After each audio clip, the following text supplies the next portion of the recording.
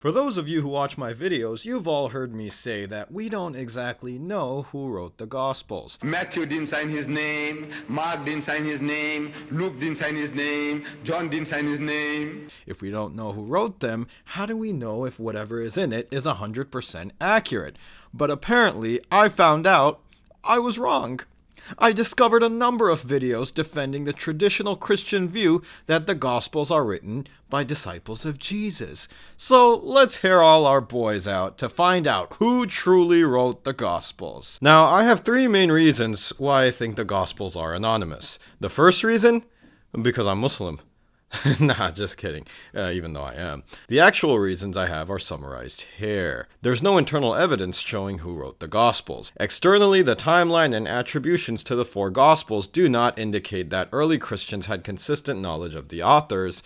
And lastly, the Christian traditional narrative has too many holes in it. Oh, come on, man, who put the sheikh in? Now, there was a lot of research that went into this. What I will attempt to do here is present the academic arguments on why the gospel authors are anonymous, and then show you the response of traditional Christian apologists, and then share some of my thoughts. Who the hell cares what you think? While yes, obviously I'm Muslim and this is a Dawah channel, the goal is to present all the information we have as accurately and with as much integrity as possible. And then you, the viewers, can decide either way. You know what they say, you either win or you learn. While we either win or we learn, please hit the subscribe button.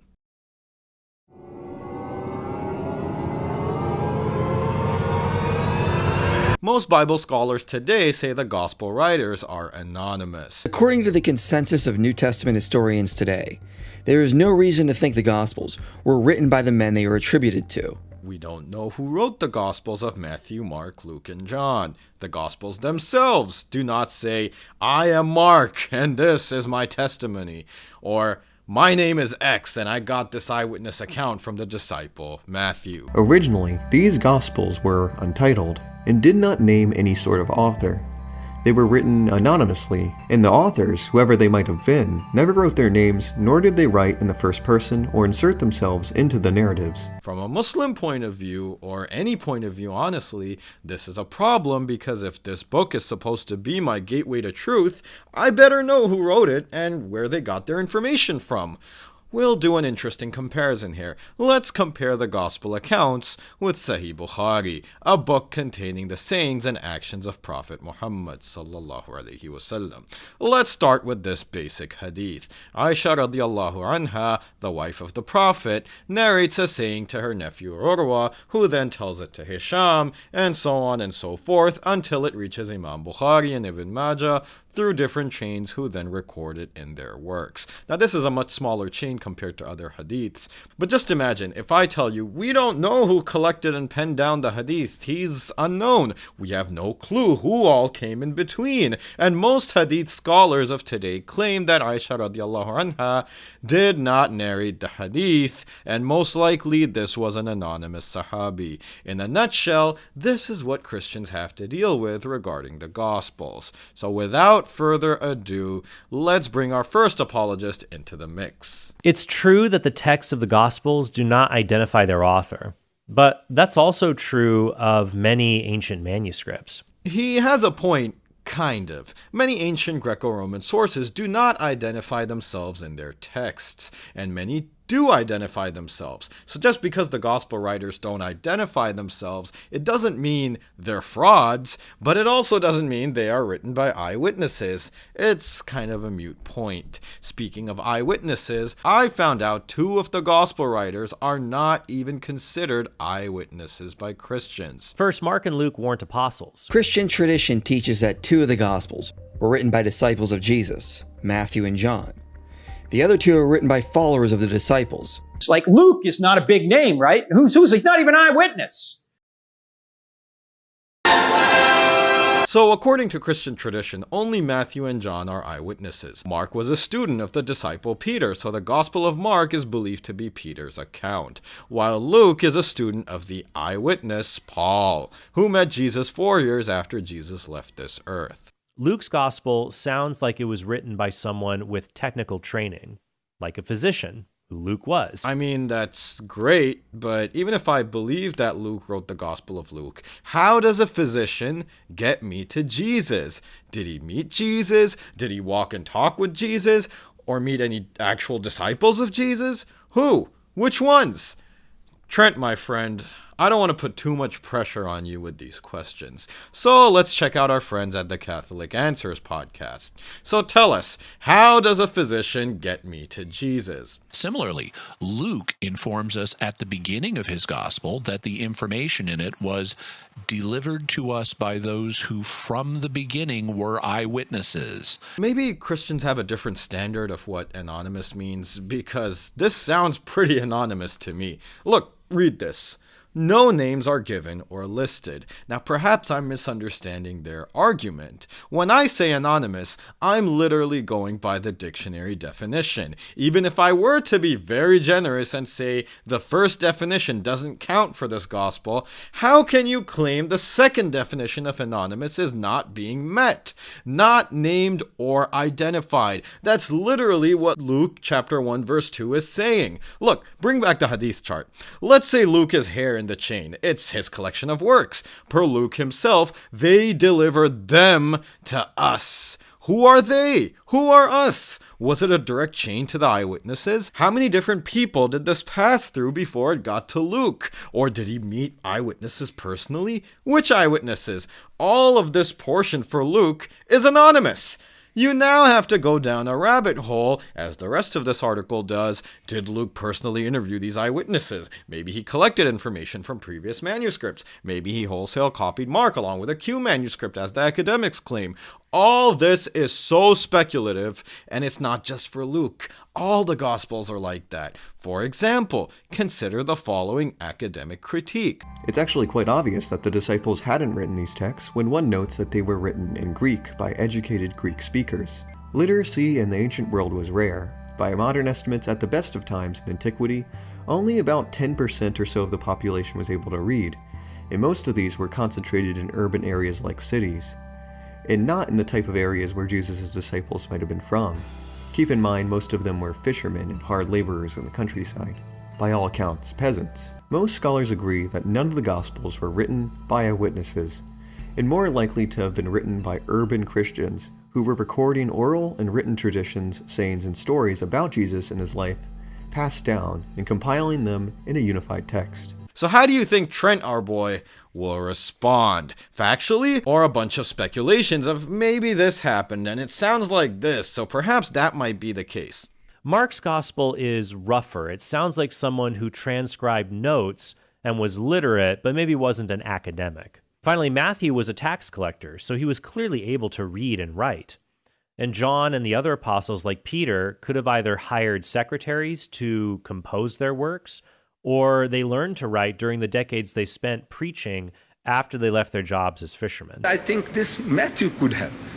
I think this is the work of Mark. I think, it seems to fit Luke's mentality. I think only John could have spoken like that. Trent, friend, buddy, pal. Mere yar, mere dost. None of this is comforting.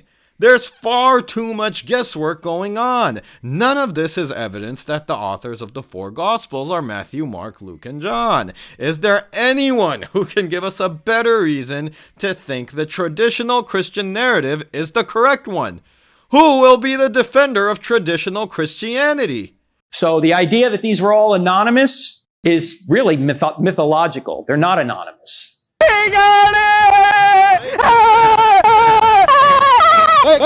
Sorry, I don't know what that was. But our two other boys here will bring some unique defense of the traditional narrative. Let's hear them out.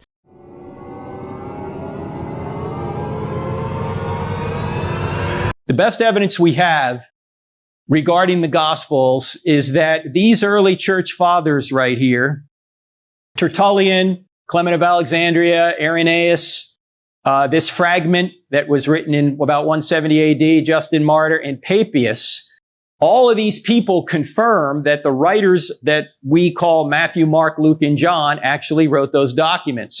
When we survey the early data, we see unanimous consent that the four gospel authors are Matthew, Mark, Luke, and John. No one ever claims another author for the 4 canonical Gospels, and no one ever suggests the Gospels were understood as anonymous.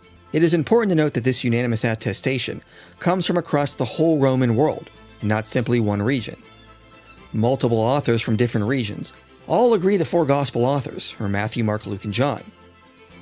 Also, there are no documents that have ever been discovered, I should say no manuscripts ever discovered, where we have the title page that didn't say, this is the Gospel according to Matthew, this is the Gospel according to Luke, this is the Gospel according to John.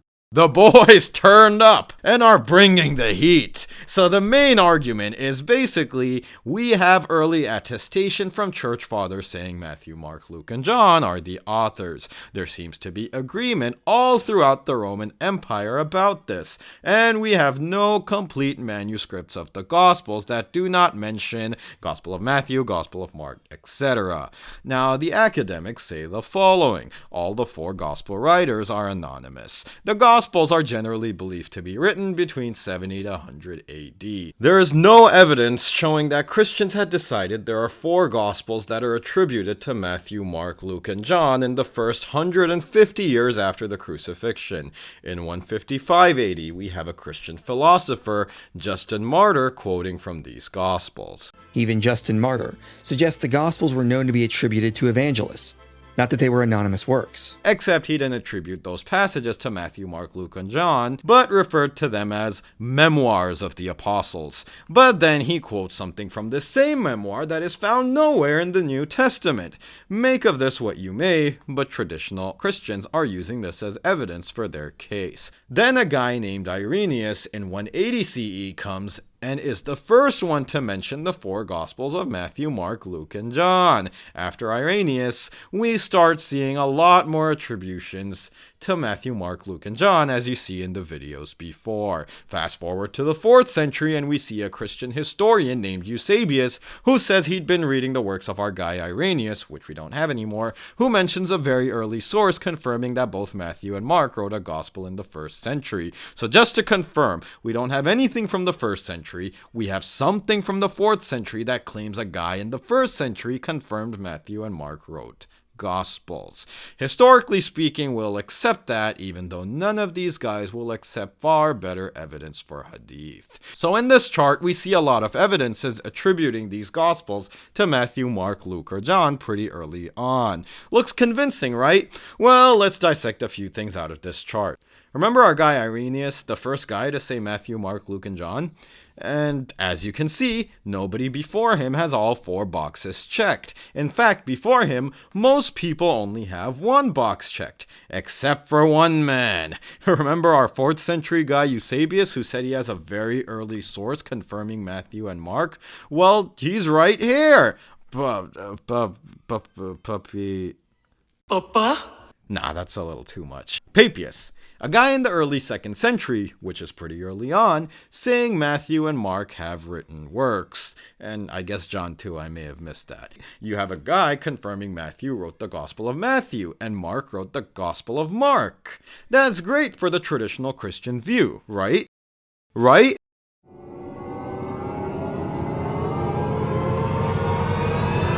Well, not exactly. Christian tradition going back to the 2nd century attributes Matthew to a guy named Matthew, a disciple of Jesus. According to this tradition, Matthew wrote his gospel in Hebrew. Yep, that tradition is Papias, except he says that the teachings of Matthew he had were in Hebrew, while the Gospel of Matthew we have today is in Greek. So what's going on? Well, in order for this chart to work, our Karzisher will address this issue, but in a totally different video than the one we've been watching. The problem is the Greek version that we have of Matthew does not seem to have originally been in Hebrew or Aramaic, and our earliest witness seems to be talking about something else, a list of sayings that was originally in Hebrew. So, Papias was talking about a completely different work than the Gospel of Matthew? But what about the chart? Why is there a check mark for Matthew under Papias if he's not referring to the gospel you are reading today? How can you reconcile this? To reconcile this, a solution has been proposed by my co-author, Stephen Boyce. Matthew originally wrote something in Hebrew or Aramaic, perhaps a list of sayings, that is or is like what scholars call the Q source. Later on, as the church was growing, Matthew published a new Greek gospel, where he utilized Mark, because it came from Peter's eyewitness testimony and combined it with material from his work in Hebrew or Aramaic to form something entirely new. So Matthew now has to write 2 books for this to make sense? How do we know this second book is written by Matthew at all? Craig Blomberg seems to agree and says, "Indeed, although it goes beyond anything we can demonstrate, it has been plausibly suggested that this first draft of Matthew was what scholars call Q. Then either Matthew himself or some other Greek-speaking Christian would have later incorporated into this first draft elements of Mark along with more distinctive traditions to create the Greek version of Matthew we now possess." What? So, the Gospel of Matthew you have today was put together by some other Greek-speaking Christian? Some other Greek-speaking Christian? What the hell is even that? I'm so glad Jordan Peterson is laying off the estrogen. What do you mean by some other Greek-speaking Christian? Who? Does he know Matthew? Did he have this Q manuscript you're talking about? This is what your argument sounds like right now. Hey, the Gospel of Matthew is not written by some unknown guy. No. It's written by some other Greek-speaking Christian. We have a picture of him too. The joke writes itself, really. There's another problem with Papias' tradition that doesn't add up. To explain the problem, I'll let you in on a little secret. Matthew, Mark, and Luke cannot be independent eyewitness accounts, because it appears they all copy each other. I'm not just talking about quotations of Jesus, but pretty much all the same stories are there, along with the same grammar and sentence structure for several passages. This man, who's supposed to be Matthew, has used Mark's gospel freely. In the language of the school teacher, he has been copying wholesale from Mark. It is very unlikely that these are independent eyewitness accounts given the blatant plagiarism. By the way, these aren't my edits at all, so full credit goes to this guy, Religion for Breakfast. All this plagiarism makes us question whether the early church fathers, who gave us the Christian tradition, themselves truly knew the origins of the gospel. In fact, academics have a two-source hypothesis that the evidence much more strongly agrees with, where Mark was used to write both Matthew and Luke, along with a mysterious Q manuscript that has been lost to time. By the way, when I say academics, this doesn't mean atheist skeptics who just hate Christianity. These are Bible scholars, many of whom are practicing Christians, go to church, and are even translators of the Bible. Who scholars? Muslim scholars? Jewish scholars? Hindu scholars? No. Christian scholars. Christian scholars of the highest eminence. They say that Matthew didn't write Matthew. So now that the secret is out, let's go back to Papias. He says Matthew's gospel came before the gospel of Mark, but Matthew clearly copies Mark in his gospel, indicating Matthew couldn't have come first. Apologists won't call this copying, but will say Matthew used Luke as a source. The canonical Gospel of Matthew also seems to have used Mark as a source. So since Matthew could not have come before Mark, this is a contradiction. The speculative Q explanation seems to be the way out, but even if that were true, why? Why would an eyewitness need to word for word copy another eyewitness? Why would Matthew, a disciple of Jesus, use Mark as a source? Surely he could just rely on his own memory. This is true, but we must remember Mark contained the eyewitness testimony of Peter, who is seen as the leader of the 12. Matthew would not want to contradict what Peter was teaching, and more importantly, why would he not rely on Peter, who was closer to Jesus and was present for events that Matthew was not? So the Gospel of Mark is supposedly Peter's testimony, which is why Matthew copied word by word according to Gogzi Sher. Even though Papias made no mention of this, but it raises one very important question. If Matthew copied Mark, especially in places where Matthew could not be an eyewitness but Peter would be, how is it that Peter, the closest disciple of Jesus, has no mention of the most important miracle witnessed by man in Christian history? You know, when a according to Christians, after the crucifixion, Jesus resurrects and meets the disciples, telling them to go make disciples in my name? Why is there no eyewitness testimony of this in Mark? There's much bigger accounts in the other Gospels where Jesus even specifically interacts with Peter after the crucifixion. It just doesn't add up. So much so that someone had to fabricate an entire ending for Mark. Also, if these are authentic, independent eyewitness accounts, why is Matthew, the biggest NPC of all the disciples according to our boys here, the only guy recording that a bunch of people resurrected from their graves during the crucifixion? Like, what? Isn't this something everyone should have witnessed? Luke couldn't pick this up from his interviews with his anonymous eyewitnesses, including apparently the Virgin Mary, but fear not! Some other Greek-speaking Christian somehow grabbed those details. Look, I'm not just hating on Christianity here because, oh, he's Muslim. There are glaring contradictions between the traditional account and the evidence we have today. Matthew could not have been written before Mark. Matthew copied Mark as the evidence proved. Internally, there is zero evidence that the Gospel of Matthew is an eyewitness account of Matthew, or the Gospel of Mark is an eyewitness account of Peter. Externally, there is no attribution by anyone before 180 AD telling us Matthew or Mark wrote these Gospels. In a fragment we have from the early church father Papias, regardless of this, if we focus merely on the Greek version of Matthew that we do have, we still must acknowledge that the external evidence all points to Matthew being the author of the Greek Gospel. So what? So what? So what? Even if I were to accept all this selective evidence on your screen, it just proves your church fathers agreed that Matthew, Mark, Luke, and John were gospel authors around 100 years after the gospels were written. That doesn't mean they actually were gospel authors, especially with all the inconsistencies we noted. I can find lots of selective evidence saying Michael Jackson became Muslim. That isn't conclusive evidence, it just means a group of people are buying into a belief. Pop star Michael Jackson will now be known as Michael. That's right, the eccentric musician has embraced Islam as of the latest. Now, Jackson, once a devout Jehovah's Witness, converted to Islam at a friend's mansion in Los Angeles. The conversion was officiated by an imam from the local mosque along with the singer's friends. I need more conclusive evidence. Give thanks to Allah for the moon and the stars. Yep, good enough for me. Why are the Gospels assumed to be anonymous when the evidence strongly favors they never were?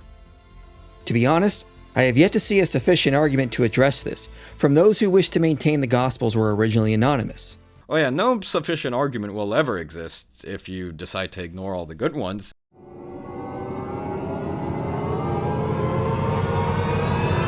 So let's quickly go through all the traditional Christian evidence right here. Yes, the first 3 points have some merit to it, but it doesn't prove the gospel writers are Matthew, Mark, Luke, and John. It definitely doesn't strengthen the case that the authors don't identify themselves, which was done in ancient times, by the way. Remaining internally anonymous was common, but so was identifying yourself. Point 4 and 5 isn't really true, given all 4 gospels weren't identified to their authors until 180 AD by Ireneaus.